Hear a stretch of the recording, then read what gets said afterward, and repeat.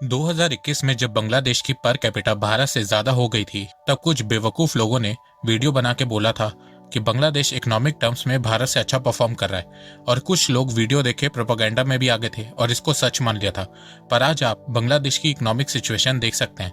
Bangladesh IMF से $4.5 billion का loan ले रहा है। मैंने 2021 में ही कहा था कि अगर बांग्लादेश भारत से पर कैपिटा के मामले में आगे हो भी गया है तो भी इसमें चिंता की कोई बात नहीं है। पर कैपिटा के मामले में भारत से आगे श्रीलंका है, पर आज श्रीलंका बर्बाद हो चुका है। देखो, पर कैपिटा पॉपुलेशन पे बेस्ड होती है। भारत की आबादी 140 करोड़ है, बांग्लादेश की 16 करोड़।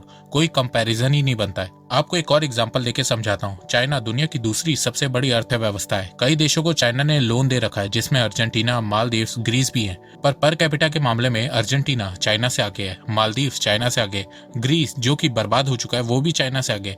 अब इसका मतलब ये थोड़ी ना है कि चाइना इकोनॉमिक वाइज इनसे कमजोर देश है या चाइना इनसे तेजी से ग्रो नहीं कर रहा है। बस चाइना की आबादी इन सभी देशों से बहुत ज्यादा है, जिसके चलते चाइना पर कैपिटा के मामले में इन देशों से पीछे है। तो अब आप शायद मेरी बात को समझ रहे होंगे।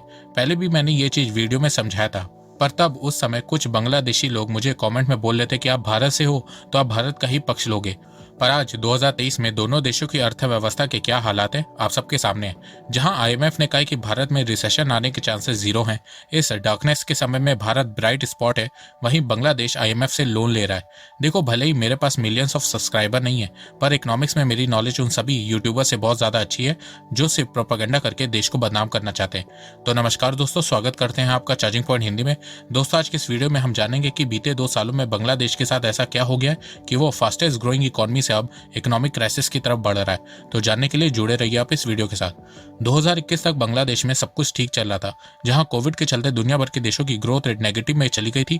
2020 में बांग्लादेश की ग्रोथ रेट 3.4% थी, 2021 में 6.9% थी।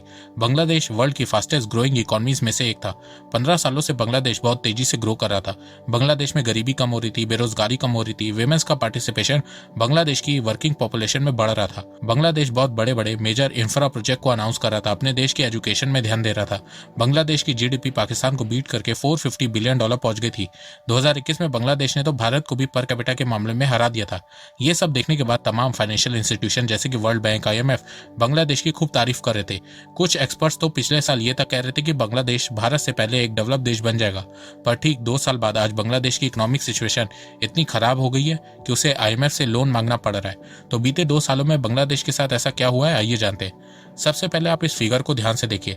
इस फिगर में आपको बांग्लादेश का करंट अकाउंट डेफिसिट देखने को मिलेगा।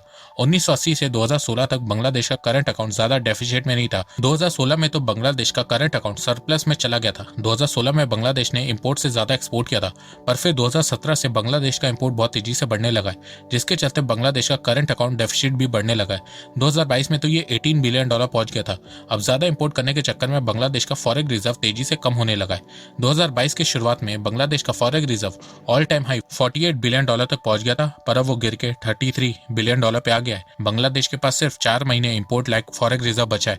तो अपने फॉरेन रिजर्व को बचाने के लिए बांग्लादेश आईएमएफ से $4.5 बिलियन का लोन ले रहा है। अब आप बोलोगे कि हमने सुना था कि लास्ट ईयर बांग्लादेश ने रिकॉर्ड $52 बिलियन का एक्सपोर्ट किया था, तो उसके बावजूद बांग्लादेश का फॉरेन रिजर्व इतना क्यों गिर रहा है। तो देखो, जिस तरह बांग्लादेश ने रिकॉर्ड एक्सपोर्ट किया था, उसी तरह बांग्लादेश ने पिछले साल रिकॉर्ड $82 बिलियन का इंपोर्ट किया था, जिसके चलते बांग्लादेश का ट्रेड डेफिसिट रिकॉर्ड $30 बिलियन तक पहुंच गया था। पिछले साल जितनी स्पीड से बांग्लादेश का इंपोर्ट बढ़ा, उतनी स्पीड से बांग्लादेश का एक्सपोर्ट नहीं बढ़ा, जिसके चलते बांग्लादेश का फॉरेन रिजर्व कम होने लगा। एक्सपोर्ट के चलते बांग्लादेश में जितना डॉलर आया, इंपोर्ट के चलते उससे ज्यादा डॉलर बाहर चला गया। अब आप जानना चाहोगे कि बांग्लादेश का इंपोर्ट कैसे इतनी तेजी से बढ़ गया। तो देखो, इसका एक ही कारण है, और वो है Russia Ukraine war. Bangladesh energy और फूड का बहुत बड़ा इंपोर्टर है। रशिया यूक्रेन क्राइसिस के चलते क्रूड ऑयल और फर्टिलाइजर की प्राइस इंटरनेशनल मार्केट में बहुत तेजी से बढ़ गई है, जिसके चलते बांग्लादेश का इंपोर्ट बिल भी बहुत तेजी से बढ़ रहा है, और इसके चलते बांग्लादेश का फॉरेन रिजर्व बहुत तेजी से कम हो रहा है। एक्चुअल में बांग्लादेश के फॉरेन रिजर्व के साथ ये प्रॉब्लम चली है कि जहां एक तरफ बांग्लादेश इंपोर्ट ज्यादा कर रहा है, जिसके चलते बांग्लादेश से डॉलर बाहर जा रहा है, वहीं दूसरी तरफ बांग्लादेश में रेमिटेंस कम आ रहा है, एफडीआई कम आ रहा है। पिछले साल बांग्लादेश में सिर्फ $1.3 बिलियन का एफडीआई आया था। तो जितना डॉलर बांग्लादेश में आ नहीं रहा है, उससे ज्यादा तो इंपोर्ट के चलते बाहर चला जा रहा है, और यही बांग्लादेश की सबसे बड़ी प्रॉब्लम है। अगर बांग्लादेश में रेमिटेंस और एफडीआई अच्छा खासा आता तो बांग्लादेश का फॉरेन रिजर्व इतना तेजी से नहीं गिरता, धीरे धीरे कम होता, जिसे बांग्लादेश मैनेज कर लेता, पर ऐसा नहीं हो रहा है। इसके अलावा ग्लोबल मार्केट में क्रूड ऑयल की प्राइस बढ़ने से बांग्लादेश में इन्फ्लेशन बहुत तेजी से बढ़ रही है। इस समय बांग्लादेश में इन्फ्लेशन 10% है, पर कुछ इकोनॉमिस्ट का कहना है कि बांग्लादेश की गवर्नमेंट इन्फ्लेशन के नंबर को छुपा रही है। असल में बांग्लादेश में इन्फ्लेशन 20% है। बांग्लादेश की गवर्नमेंट ने फ्यूल प्राइस को 50% इंक्रीज कर दिया है। यूरिया की प्राइस 11 सालों में पहली बार बढ़ाई है, जिसके चलते बांग्लादेश में फूड आइटम की प्राइस बहुत तेजी से बढ़ने लगी है। बांग्लादेश में चावल, चीनी, आटा की प्राइस ऑल टाइम हाई पे पहुंच गई है। चावल 50, आटा 60 और चीनी 100 टका पर किलो मिल रही है। वहीं भारत में सरकार गरीबों को 1-1, 2-2 रुपए में चावल दाल दे रही है, फिर भी उन्हें गालियां पड़ रही हैं। वैसे बांग्लादेश में महंगाई को लेकर प्रोटेस्ट भी हुए हैं। इसके अलावा 2022 में बांग्लादेश की करेंसी टका US डॉलर के अगेंस्ट 25% गिर गई है। बांग्लादेश का टका 100 से ऊपर जा चुका है। अब जहां एक और देश में डॉलर कम आ रहा है, वहीं दूसरी तरफ बांग्लादेश की करेंसी बहुत तेजी से गिर रही है और करेंसी को बचाने के लिए बांग्लादेश के पास फॉरेक्स रिजर्व भी नहीं बचे हैं। बांग्लादेश के पास एक ही ऑप्शन है, या तो वो अपने इंपोर्ट के लिए फॉरेक्स रिजर्व का यूज कर ले या अपनी करेंसी को बचाने के लिए फॉरेक्स रिजर्व का यूज कर ले। एक्चुअल में अगर आप ध्यान से देखोगे तो भारत के पड़ोसी देशों में इकोनॉमिक क्राइसिस छाई हुई है। अफगानिस्तान, पाकिस्तान, श्रीलंका, नेपाल, भूटान, म्यांमार और अब बांग्लादेश में भी आर्थिक संकट देखने को मिल रहा है। तो भारत के पड़ोसी देशों में पाकिस्तान, श्रीलंका के बाद अब बांग्लादेश तीसरा देश बना है जो IMF से लोन ले रहा है। वैसे बांग्लादेश इससे पहले 4 बार IMF से लोन ले चुका है। इस बार बांग्लादेश ने IMF से $4.5 बिलियन का लोन लिया है with interest rate of 2.2%। IMF Bangladesh को दिसंबर 2026 तक 7 इंस्टॉलमेंट में $4.5 बिलियन देगा। फरवरी 2023 को IMF फर्स्ट इंस्टॉलमेंट के रूप में $447 मिलियन बांग्लादेश को देगा और 2023 में IMF से कर्ज लेने वाला पहला देश बांग्लादेश बनेगा। लोन देने के अलावा IMF ने बांग्लादेश के सामने कुछ कंडीशन भी रख दी है, जैसे कि बांग्लादेश की गवर्नमेंट को गैस, इलेक्ट्रिसिटी, फ्यूल की प्राइस को बढ़ानी होगी, फर्टिलाइजर से सब्सिडीज हटानी होगी। तो बेसिकली आने वाले समय में बांग्लादेश में आपको फूड आइटम, इलेक्ट्रिसिटी और फ्यूल की प्राइस बढ़ती हुई देखने को मिलेगी। कई चीजों से सब्सिडीज कम होते हुए या हटते हुए देखने को मिलेगी। इसके अलावा IMF ने कहा कि रशिया यूक्रेन वॉर के चलते बांग्लादेश की इकोनॉमी कोविड पेंडेमिक से सही से रिकवर नहीं कर पाई है।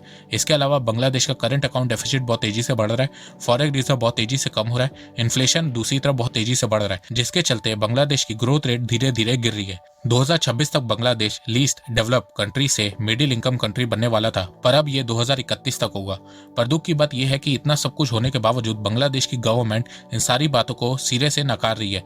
बांग्लादेश की गवर्नमेंट कह रही है कि सब ठीक है, ये प्रॉब्लम सिर्फ कुछ समय की है, पर रियलिटी ये है कि ऐसी ही सेम कंडीशन आपको श्रीलंका, पाकिस्तान में भी देखने को मिली थी और उसके बाद श्रीलंका डिफॉल्ट कर गया और पाकिस्तान कभी भी डिफॉल्ट कर सकता है। अब ये जानने के बाद आप लोगों को लग रहा होगा कि बांग्लादेश तो गया, तो देखो अभी भी बांग्लादेश की कंडीशन को सुधारा जा सकता है।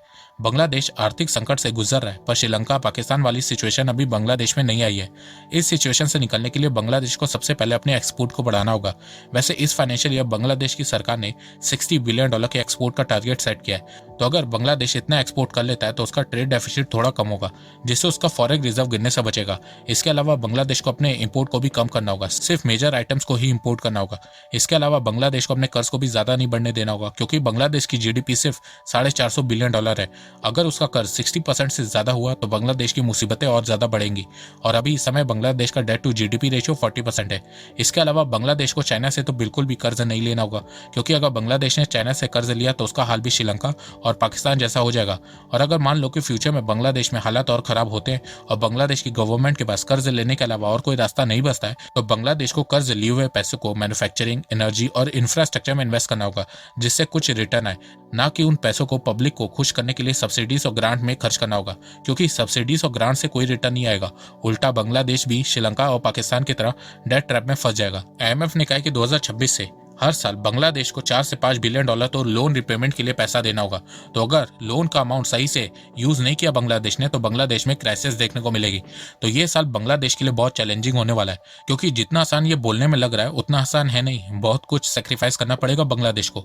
इसके अलावा अगर रशिया यूक्रेन की वॉर और ज्यादा डीप हो गई तो क्रूड ऑयल की प्राइस फिर से $100 पर बैरल के ऊपर जा सकती है। तो उस केस में बांग्लादेश इकोनॉमिक क्राइसिस की तरफ और नजदीक आ जाएगा।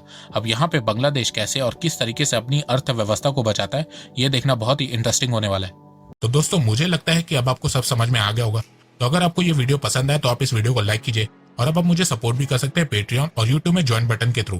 एक बात मैं कहना चाहता हूँ, आप जितनी मेरी वीडियोस को शेयर करेंगे उतनी ही रीच मेरी बढ़ेगी और उतने ही लोग मेरे से जुड़ेंगे। तो वीडियो को शेयर करना, चैनल को सब्सक्राइब करना बिल्कुल भी मत भूलिएगा। मैं ऐसे ही एजुकेशनल वीडियोस लाता रहूंगा आप लोगों के लिए। तो अभी तक के लिए बस इतना ही। धन्यवाद। जय हिंद, जय भारत।